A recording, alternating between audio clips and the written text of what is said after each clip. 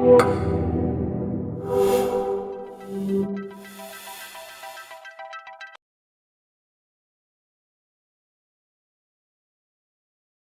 amants de l'art! L'últim sopar és una pintura a l'oli de Rubens que exemplifica el mestratge del pintor flamenc en la representació de temes religiosos amb un enfocament dramàtic i dinàmic característic del barroc, marcant la culminació d'un enfocament iconogràfic que conjuga la profunditat emocional amb la grandesa visual. Aquesta pintura la va realitzar després d'un primer intent infructuós de fer un últim sopar l'any 1611, quan els seus mecenes van retrocedir l'últim moment, potser a causa de l'alt preu de 4.000 florins demanat per Rubens. Rubens està considerat l'artista més influent de la tradició barroca flamenca, les composicions del qual fan referència a aspectes erudits de la història clàssica i cristiana. El seu estil barroc, únic i immensament popular, emfatitzava el moviment, el color i la sensualitat que va seguir l'estil artístic immediat i dramàtic promulgut per la Contrareforma. Rubens regentava un gran estudi a Anvers i es va especialitzar en la realització de retaules, retrats, paisatges i pintures d'història de temes tant mitològics com alegòrics. Es diu que la quantitat d'obres que ell i el seu taller van produir ha arribat a més de 1.400. A més, també era famós per dissenyar tapissos i gravats. A més de dirigir un gran estudi, Rubens era un erudit humanista i diplomàtic d'educació clàssica que va ser nomenat cavaller tant per Felip IV d'Espanya com per Carles I d'Anglaterra. I què ens cal conèixer de l'últim sopar? La instauració de l'Eucaristia i la comunió són els moments més importants per a la tradició cristiana catòlica, ja que en la transubstanciació, és a dir, la conversió del pa i el vi en cos i sang de Crist, radica el misteri i alhora el dogma de fe que estableix les bases d'aquesta religió. Al contrari del que es pogués pensar a causa de la importància dels actes esmentats, la instauració de l'Eucaristia és narrada de forma concisa pels evangelistes Mateu, el 26, 26, 30, Marc, 14, 22, 25 i Lluc, 22, 14, 20, sense excés de matisos ni explicacions detallades. Una breu al·lusió a la conversió del pa i el vi també apareix a la primera carta als Corintis, 11, 23, 26, l'autoria de la qual es creu que recau en Pau, sense afegir més informació de la que ja s'havia donat als evangelis. Llegim: la tradició que jo he rebut i que us he transmès a vosaltres ve del Senyor Jesús, el Senyor, la nit que havia de ser entregat, prengué el pa, digué l'acció de gràcies, el partí i digué: això és el meu cos ofert per vosaltres, feu això que és el meu memorial. I havent sopat, feu igualment amb la copa tot dient: aquesta copa és la nova aliança segellada amb la meva sang. Cada vegada que em veureu, feu això, que és el meu memorial. Perquè cada vegada que mengeu aquest pa i beveu aquesta copa, anuncieu la mort del Senyor fins que ell vingui. Els pares de l'Església interpreten gairebé sempre els relats de la instauració de l'Eucaristia en un únic sentit literal, afirmant la veracitat de la conversió del pa i el vi al cos i la sang de Crist, i fent una reflexió teològica sobre l'eficàcia de les paraules de Crist sense donar-ne tampoc una explicació detallada. La parquedat de paraules, tant dels textos bíblics com els de la patrística dels primers 5 segles, és perquè la tradició prohibia desvetllar el misteri de la conversió als no iniciats, és a dir, als no batejats. D'altra banda, els sants pares afirmen que no calia cap explicació més. Les paraules de Crist havien de rebre's i entendre's amb la fe. El sopar organitzat per Jesús i que seria l'últim, consistia al principi en la celebració de la Pasca jueva que rememorava la sortida d'Egipte dels israelites i en què es basava l'antiga aliança. En aquests sopars festius se solien reunir grups de persones per compartir la taula i partir el pa junts, és a dir, la fractio panis. Jesús va convertir aquest sopar en un ritual diferent, en instaurar en aquell moment el que més endavant es coneixia com a Eucaristia. El pa i el vi compartits eren transformats en el seu cos i la seva sang sacrificats pel perdó dels pecats, cosa que va suposar la base d'una nova religió, la cristiana, i una nova aliança amb el poble. Tant la Pasqua jueva com l'Eucaristia tenien en comú la partició de pa. El ritu eucarístic va acabar dissociant-se totalment d'altres àpats o fractis panis a finals del segle I. La parquedat amb què és explicada la instauració de l'Eucaristia a les fonts canòniques, a més de la confusió amb les altres imatges de les catacombes, també va donar lloc a altres problemes. Depenent del relat, es pot intuir que Judes encara era present i que va prendre la comunió o que, al contrari, ja havia marxat després de ser delatat. Amb la lectura de les fonts, tampoc no s'esclareix si el lavatori de peus es va produir abans o després del sopar, quan Judes havia abandonat el cenacle. D'altra banda, el passatge del sopar de Maús no fa més que afegir altres incògnites al transcurs del sopar, ja que, si en principi només hi eren presents els apòstols quan Crist va compartir el pa i el vi, no hagués estat possible que aquests reconeguessin el ressuscitat per la manera de partir el pa. Hi ha artistes que, a causa de l'escarit del relat eucarístic, van decidir incloure al sopar altres figures que van poder ser-hi, com ara la Mare de Déu, la Trinitat, sants, àngels, Maties, l'apòstol que va substituir Judes, i Marcial com a coper o com qui porta l'aigua per al rentador. Els personatges accessoris que apareixen són criats, servents, fins i tot gossos i gats. Aquesta tendència va començar a l'edat mitjana, influenciada pel teatre medieval de les passions, augmentant el nombre de personatges als segles següents, sobretot el XVI i el XVII. Tornant a l'obra de Rubens. Pel que fa a l'encàrrec, a finals del 1632, Rubens havia rebut 1.000 florins per un retaule per a la capella del Sant Sacrament de la catedral de Sant Romol a Malines. El retaule consistia en un últim sopar que ara s'exposa a la Pinacoteca de Brera, a Milà, i 2 plafons que constituïen la predel·la, il·lustrant 2 episodis de la vida de Jesús previs a la institució de l'Eucaristia: l'entrada de Crist a Jerusalem i Crist rentant els peus dels apòstols, tots 2 conservats al Museu de Belles Arts de Dijon. El retaule, executat amb l'ajuda d'assistents, es va començar l'any 1631, quan Rubens devia rebre l'encàrrec de Catherine Lescuyer de pintar una obra que serviria de retaule com a peça commemorativa per ser col·locat sobre la tomba del seu pare, Pauwels Lescuyer, dins d'aquella capella. El 1793, durant la campanya de Flandes de Napoleó, el quadre i les seves predel·les van ser confiscats i enviats al Museu del Louvre.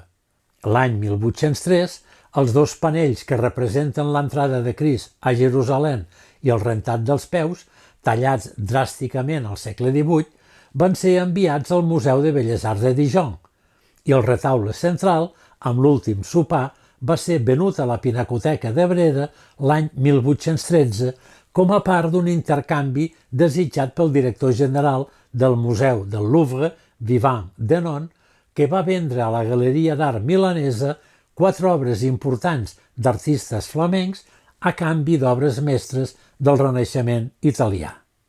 Rubens va desenvolupar per primera vegada la composició de l'últim sopar en un esbós a l'oli, ara al Museu Puixkin de Moscou.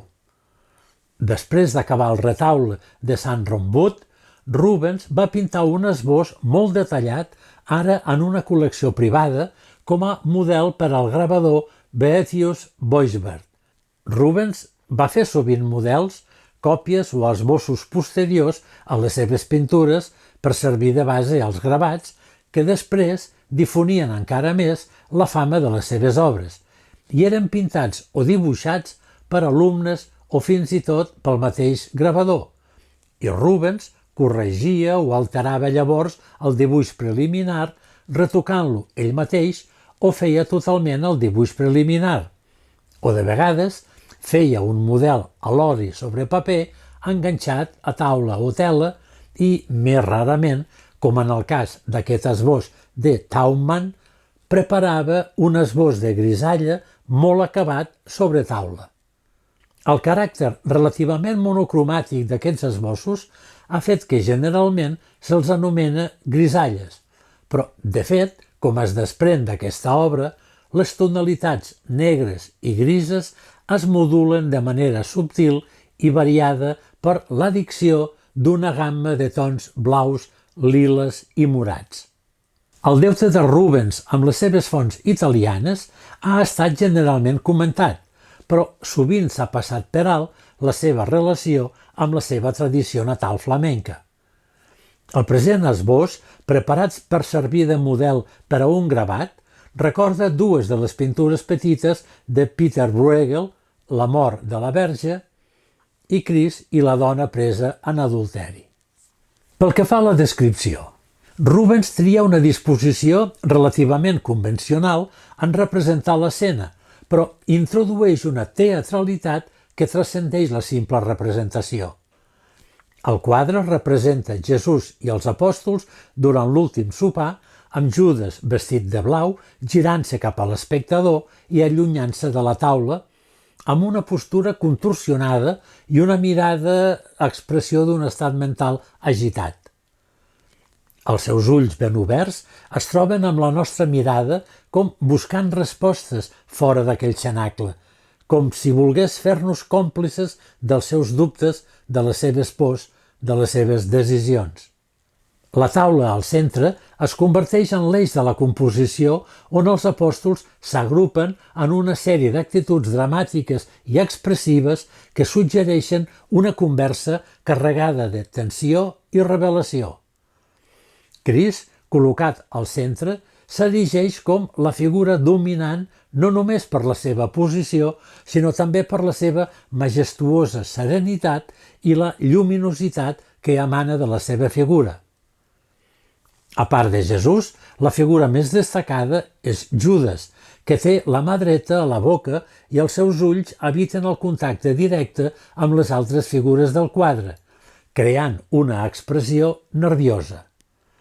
Jesús va vestit de vermell i té un halo groc al voltant del seu cap amb la cara inclinada cap amunt.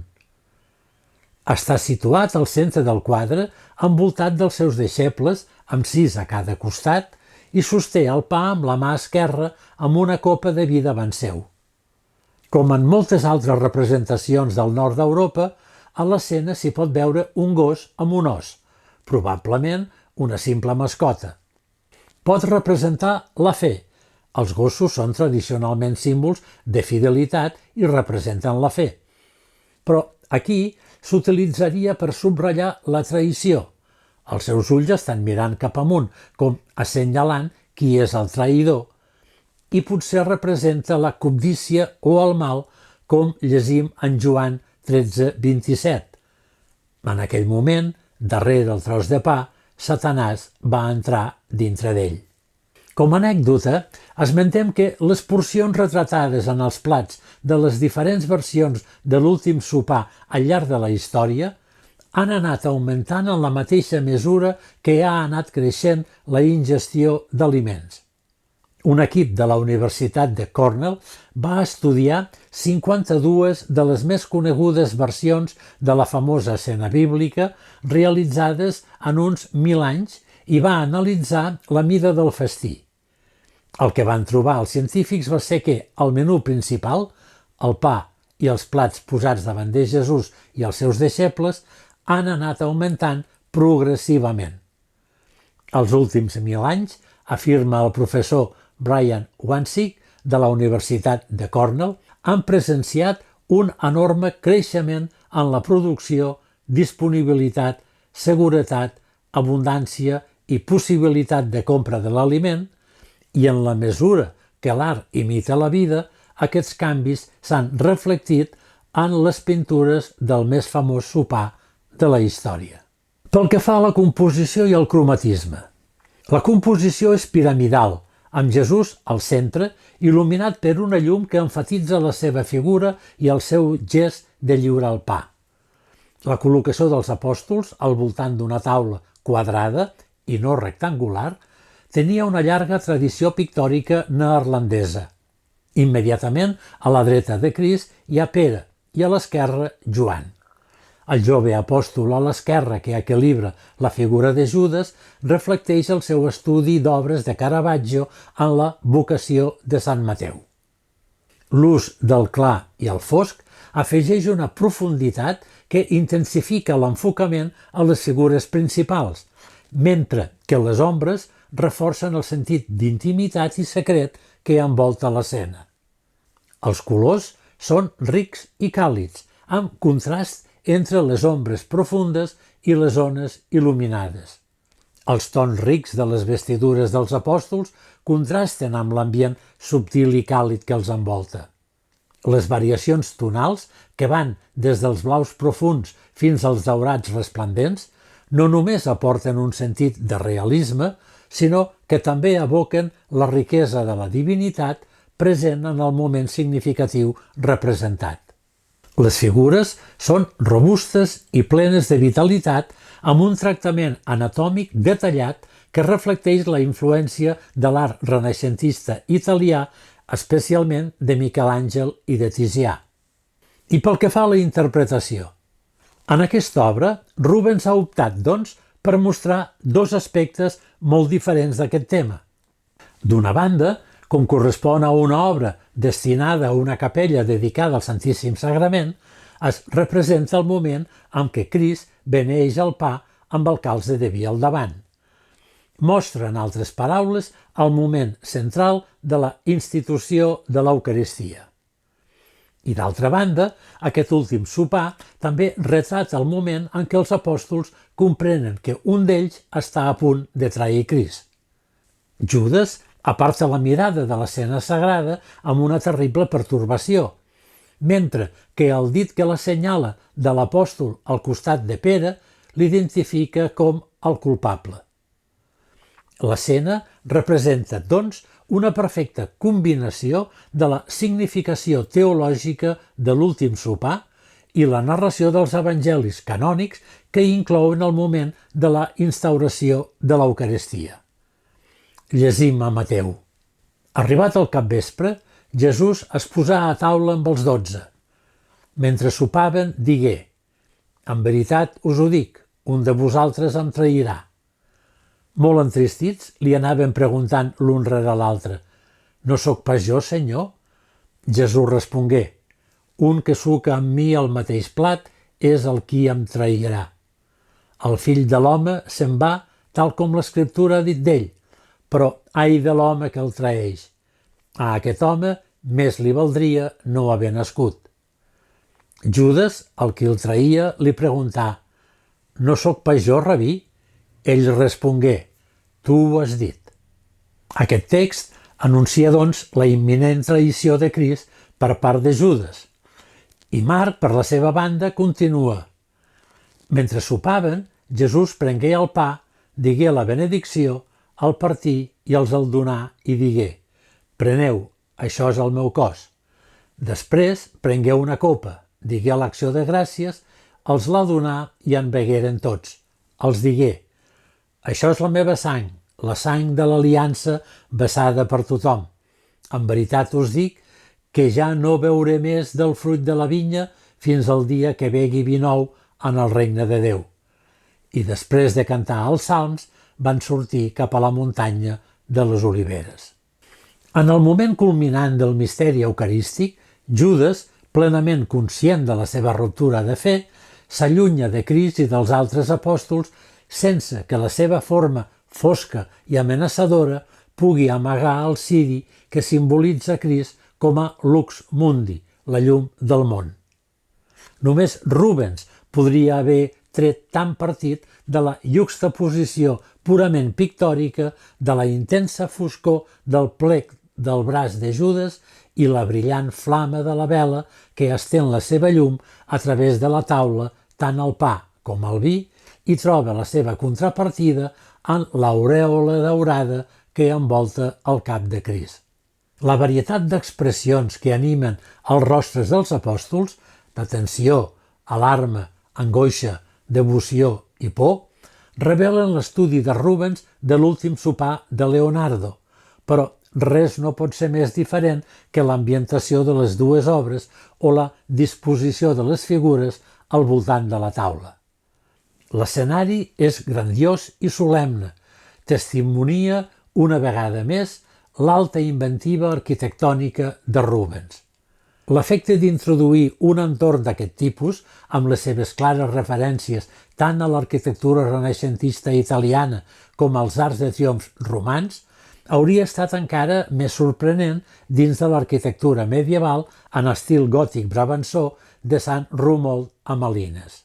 S'ha suggerit que la taula alta de la dreta amb el llibre obert col·locat entre dues espelmes s'hauria d'entendre com l'almemà, la plataforma elevada al davant d'una sinagoga on es llegeix la Torà en un podi i que en el santuari porticat més enrere segurament hi ha el tabernacle on es guarden els llibres sagrats, fent al·lusió a aspectes de l'arquitectura de la sinagoga. Però sembla poc probable que Rubens hagués volgut deliberadament que el seu últim sopar fos llegit com a lloc d'una sinagoga, que permetria llegir l'obra com la substitució de sinagoga per eclèsia, l'era abans de la gràcia per l'era de gràcia en el moment de la institució de l'Eucaristia.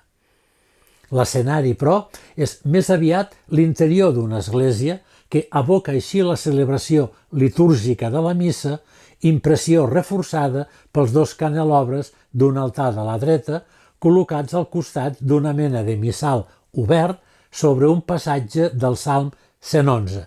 Llegim: «Ha deixat el record de les seves meravelles. Ell dona menjar als qui el temen». Versos que certament, no per casualitat, corresponen als primers citats en el decret sobre l'Eucaristia del Concili de Trento. Rubens aconsegueix transmetre la tensió emocional de l'escena mitjançant les expressions facials i els gestos dels apòstols. Cada figura sembla reaccionar de manera única a les paraules de Jesús, creant un sentiment de moviment i d'immediatesa. Sembla que cada figura expressa una reacció única a l'anunci de Jesús sobre la traïció, oferint un estudi d'emocions que va més enllà de la mera representació. Explora les reaccions psicològiques dels personatges fent l'escena accessible i commovedora per a l'espectador. Aquesta diversitat emocional és un reflex de l'humanisme del Renaixement que Rubens adopta i adapta per canalitzar el drama del moment.